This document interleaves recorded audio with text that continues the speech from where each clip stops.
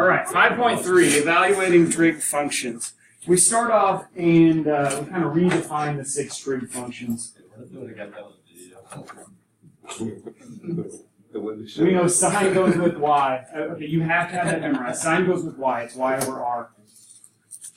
Cosine goes with x, so we're x over r. Tangent is y over x. Okay, you have to have that memorized. Have to. All right, then we know that the reciprocal functions, just flip them. So r over y. For cosecant, for secant, it's r over x. And for cotangent, it is x over y.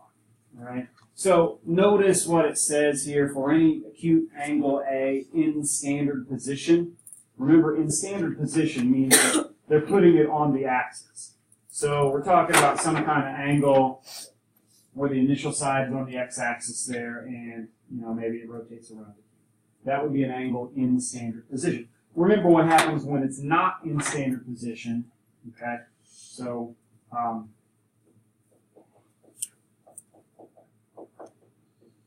that's where we use SOHCAHTOA.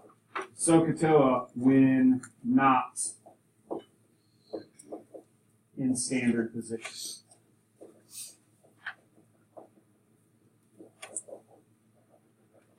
So these ratios in blue here that I've given you, those are when we're on the axis. And that's what we'll deal with mostly. But in the case that we're not on the axis, we'll use SOHCAHTOA.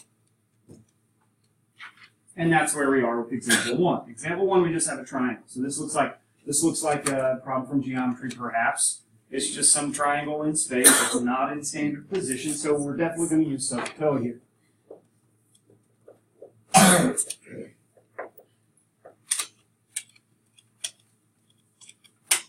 It says find the sine, cosine, and tangent values for angles A and B.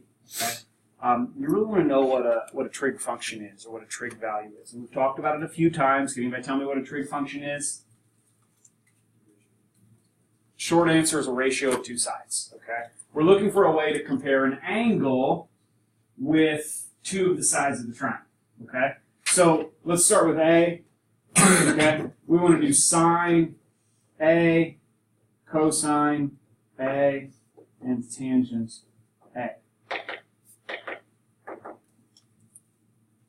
So here's our angle. First thing you want to do is just kind of look at the angle.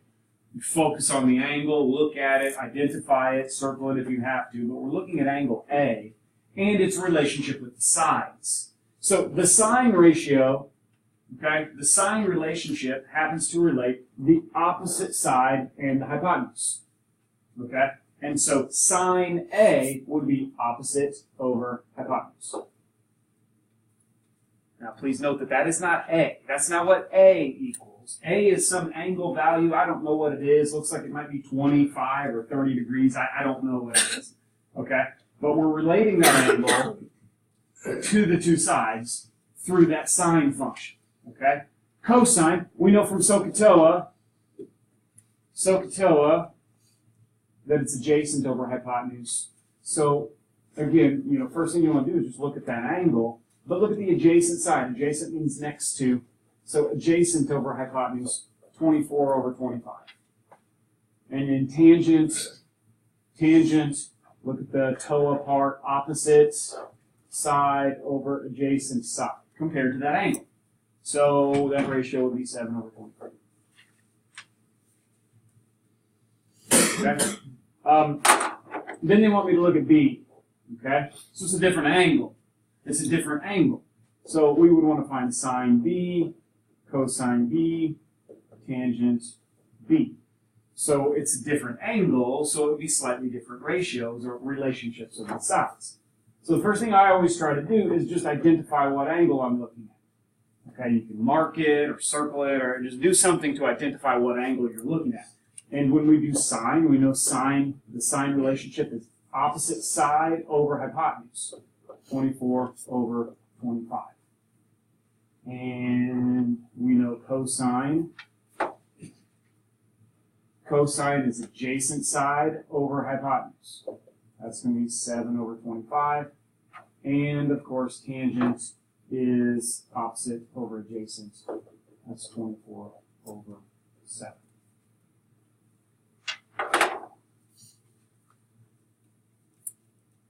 Now, one thing to notice, okay, we'll see this here in a little bit, but sine A is equal to cosine B. That's something that we'll talk about later. Notice these two are equal. Notice these two are reciprocals. Okay, there are certain relationships between angle A and angle B. I'm getting a little bit ahead of myself, but that's something that we'll be covering.